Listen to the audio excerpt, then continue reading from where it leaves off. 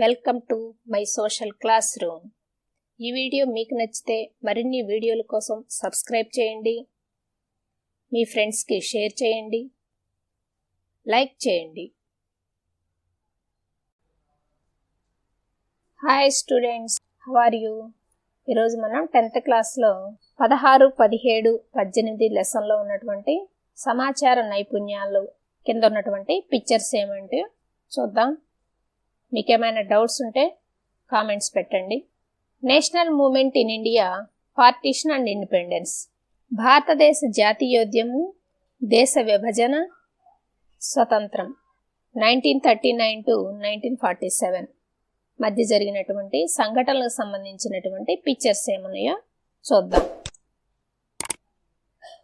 ఈ పిక్చర్ గమనించినట్లయితే it is royal Indian army crossing Irrawaddy river in 1945. 1945లో Irrawaddy నదిని దాటుతున్నటువంటి రాయల్ నౌకాదళం. This is a photograph relating to the war between British Indian army and the imperial Japanese army over the allied Burma campaigning during the world war II. రెండవ ప్రపంచ యుద్ధ కాలంలో Burma ప్రచారంలో British తరపున పోరాడుతున్నటువంటి Indian ఆర్మీకి Japan ఆర్మీకి మధ్య యుద్ధం జరిగేటువంటి అప్పటి ఉన్నటువంటి ఫోటో ఇది. ఈ ఫోటోని అబ్జర్వ్ చేయండి.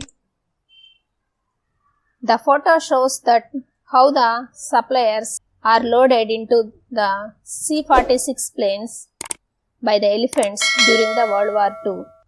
రెండవ ప్రపంచ యుద్ధ కాలంలో C-46 విమానాల్లోకి సరుకుల్ని ఎత్తుతున్నటువంటి ఏనుగులు. ఈ పిక్చర్ని గమనించండి. Who is the leader in the photo? ఈ ఫోటోలో ఉన్నటువంటి నాయకుడు వ్యక్తి ఎవరు? The leader in the photo is Subhash Chandra Bose. ఇక్కడ ఉన్నటువంటి వ్యక్తి Subhash Chandra Bose. Whose help did Bose wanted to take to get independence to India? ఎవరి సహకారంతో భారతదేశానికి స్వాతంత్రం తీసుకురావాలి అని అతను అనుకున్నాడు? Bose wanted to take the help of Japan to bring independence to India. Japan సహకారంతో భారతదేశానికి స్వతంత్రం తీసుకురావాలి అనుకున్నాడు. What is the name of the army that Bose బుల్ట్?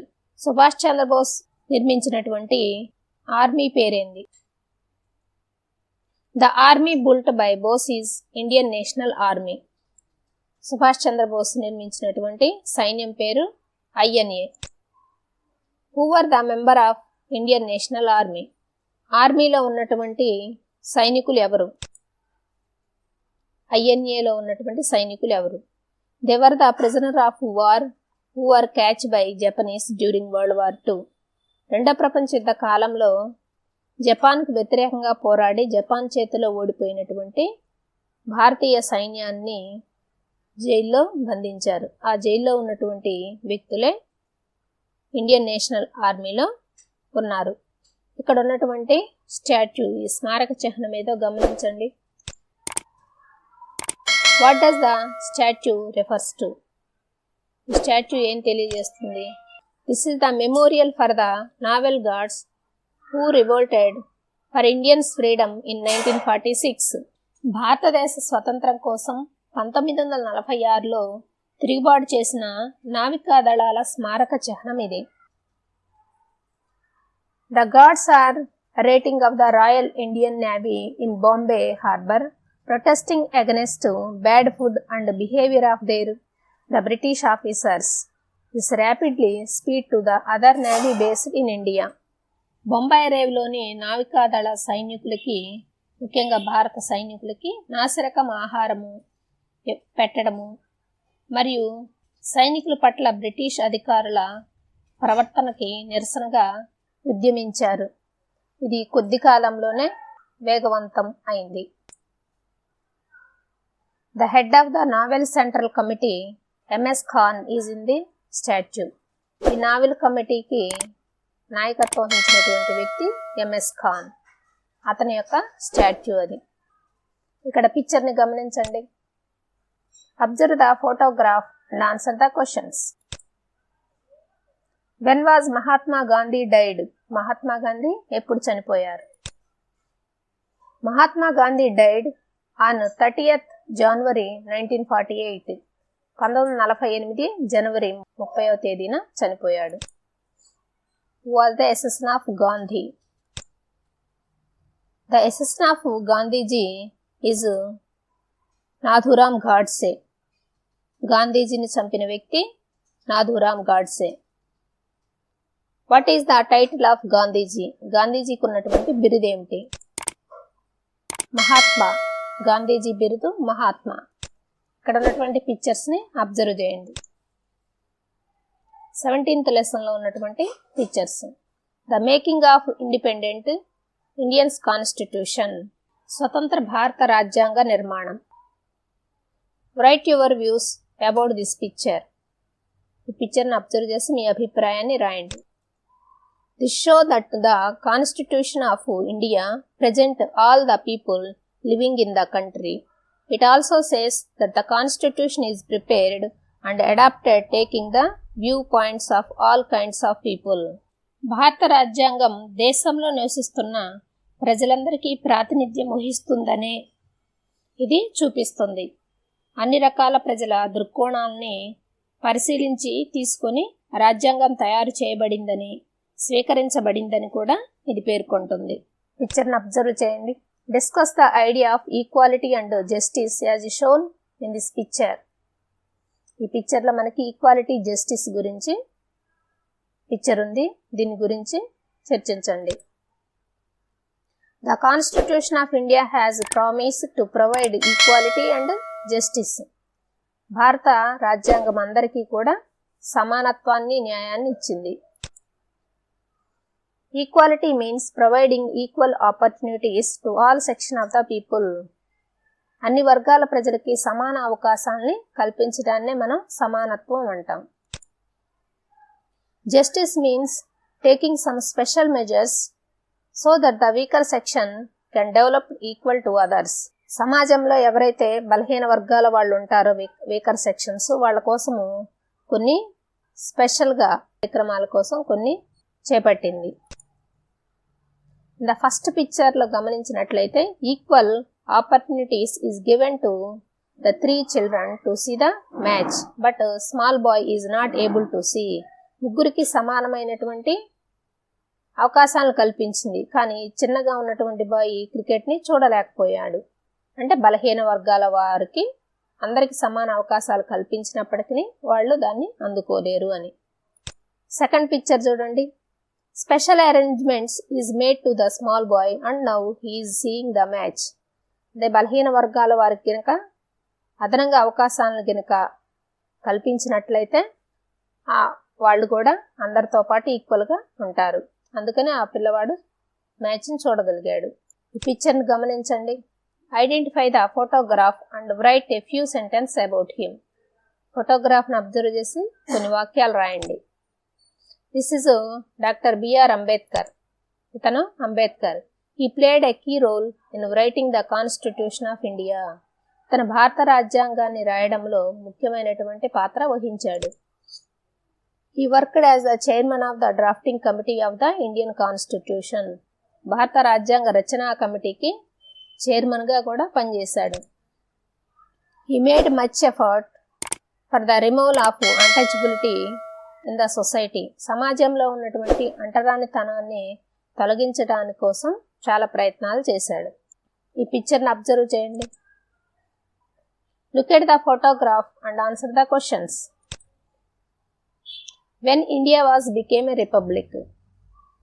భారతదేశం ఎప్పుడు గణతంత్రం అయింది? India became a republic on January 26, 1950. 1950 జనవరి 26న భారతదేశం గణతంత్ర రాజ్యాంగం అయింది. Why is India called a republic? భారతదేశం ఎందుకు గణతంత్రం అయింది అని ఎలా చెప్తాం? India is called a republic because the head of the state, the President of India, is elected by the people. Moreover, there is no place for kings and queens. భారత రాష్ట్రపతికి అంటే రాజు లేదా రాణికి ఉన్నటువంటి స్థానం కాకుండా భారతదేశపు గినక అధిపతి లేదా ప్రథమ పౌరుడు గినక ప్రజల చేత ఎన్నుకోబడినటువంటి వ్యక్తి అయి ఉంటే ఆ దేశాన్ని గణతంత్రం అంటారు. ఈ న్యూస్ పేపర్ క్లిప్పింగ్స్ చూడండి. Observe the newspaper cuttings and what items can you read in this page. ఈ న్యూస్ పేపర్ కటింగ్స్ని అబ్జర్వ్ చేసి ఏమేమి ఉన్నాయో చూడండి. This was newspaper of the statement. ఇవన్నీ కూడా మెయిన్ హెడ్లైన్స్ ఉన్నటువంటి statements. This was the newspaper of January 26, 1950. 1950 జనవరి 26వ తారీఖున ఉన్నటువంటి ఇది న్యూస్ పేపర్, హెడ్లైన్స్ ఉన్నటువంటి పేపర్. Our first prime minister Jawaharlal Nehru said that India emerged as a republic. భారతదేశము గణతంత్రం అయిందని చెప్పినప్పటి పత్రిక. The preamble of the constitution was printed. Photo of Nehru who was signing on the cabinet assembly was also printed. Today's program in Calcutta was also printed. భారత రాజ్యాంగాన్ని cabinet ఆమోదించిన తర్వాత దాని మీద నెహ్రూ సంతకం చేస్తున్నటువంటి దృశ్యం. ఇదంతా కూడా కలకత్తాలో ప్రచురితమైనటువంటి పత్రిక, ద స్టేట్మెంట్ పత్రిక. నెక్స్ట్ 18th లెసన్లో ఉన్నటువంటి pictures. Who conducts the elections in India. భారతదేశంలో ఎన్నికలను ఎవరు నిర్వహిస్తారు? The election commission of India conduct the elections in India. భారతదేశంలో ఎన్నికల సంఘం ఎలక్షన్స్ నిర్వహిస్తుంది. What is the minimum age to get the right to vote. Vote హక్కు పొందడానికి కనీస వయసు ఎంత? The minimum age to get the right to vote is 18 years. 18 సంవత్సరాలు కలిగి ఉన్నట్లయితే ఓటు హక్కు వస్తుంది. 18 సంవత్సరాలు నిండి ఉండాలి. Why don't you have the right to vote. మీకెందుకు ఓటు హక్కు లేదు? I don't have the right to vote because I am below 18 years of age. పిల్లలకి 18 సంవత్సరాల కంటే తక్కువ ఏజ్ ఉంటుంది కనుక వాళ్ళకి ఓటు హక్కు లేదు. Independent India 1947 to 77. When were the first general elections held? మొట్టమొదటిసారి సాధారణ ఎన్నికలు ఎప్పుడు జరిగాయి? The first general elections were held in 1952. 1952లో మొదటి సాధారణ ఎన్నికలు జరిగినాయి. Which party won in the first general elections? మొదటి సాధారణ ఎన్నికలు ఏ party గెలుపొందింది? The Congress party won in the first general elections. భారత జాతీయ కాంగ్రెస్ పార్టీ మొదటి ఎన్నికల్లో విజయాన్ని సాధించింది. ఈ పిక్చర్ని అబ్జర్వ్ చేయండి. Identify what the photo refers to. ఈ ఫోటో దేనికి తెలియజేస్తుంది? This photo is about the construction of Bhakra dam during 1960. This was one among the largest dam in India. This was built for the generations of hydro electricity and flood control. ఈ ఫోటోలో బాక్రా డ్యామ్ని నిర్మాణం జరిగేటువంటి క్రమంలోది. 1960లో Bhakra dam నిర్మాణం జరుగుతున్నప్పటి photo ఇది. మన దేశంలో అతిపెద్ద project Bhakra Nangal project. వరదలను నివారించటము, విద్యుత్తును ఉత్పత్తి చేయడం కోసం ఈ డ్యామ్ను కన్స్ట్రక్షన్ చేశారు. పిక్చర్ని అబ్జర్వ్ చేయండి. Observe the photo and write a few lines about it. ఫోటోని అబ్జర్వ్ చేసి కొన్ని వాక్యాలు రాయండి. This photo shows the adult literacy programme conduct by the government in the early years of independence. Development cannot be achieved with the large number of illiterates. వయోజనులకు అక్షరాస్యత కార్యక్రమాలు నిర్వహించడం కోసము మనకి స్వతంత్రం రాగానే ఈ ప్రోగ్రామ్ని స్టార్ట్ చేశారు.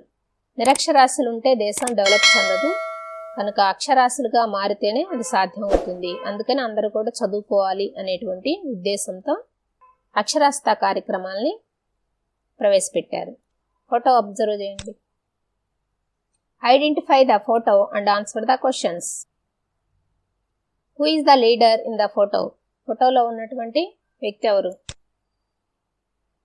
This is Lal Bahadur Shastri, the former prime minister of India. ఇతను లాల్ బహదూర్ శాస్త్రి, మన మాజీ ప్రధానమంత్రి. What is the political party he belongs to? అతను ఏ పార్టీకి చెందినటువంటి వ్యక్తి? Lal Bahadur Shastri belongs to Congress party. Lal Bahadur Shastri Congress పార్టీకి చెందిన వ్యక్తి. Who was the predecessor of Sastry?